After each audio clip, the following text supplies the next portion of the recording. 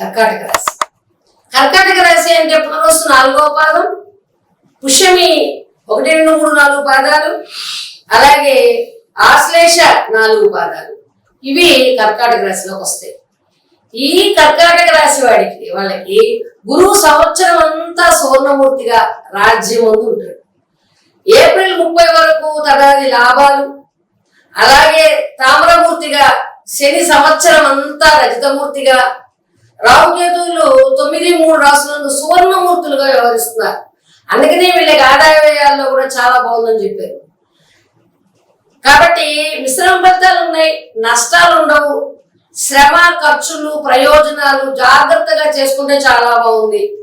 శుభకార్యాలన్నింటినీ పూర్తి చేసేస్తారు. వృత్తి ఉద్యోగాలందు గుర్తింపు తెచ్చుకుంటారు. బదిలీలు జరిగిన మంచి బదిలీలు ఉంటాయి. నిరుద్యోగులకు మాత్రం ఉద్యోగాలందు ఊరిస్తుంది, కానీ వారికి ఉద్యోగాలు తొందరగా రావు. కాబట్టి కొంచెం ప్రయత్నం బాగా చేయాలి. చేసి మీకు విద్యార్థులకు కూడా మంచి ఉద్యోగాలు, మంచి చదువుల్లో బ్రహ్మాండంగా ముందుకెళ్ళగలుగుతారు.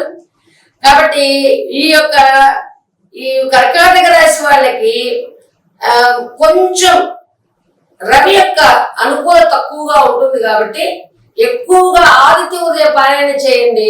గోధుమలతో తయారు చేసిన పిండి వంటలని మీరు వాళ్ళకి ప్రసాదంగా పెట్టండి.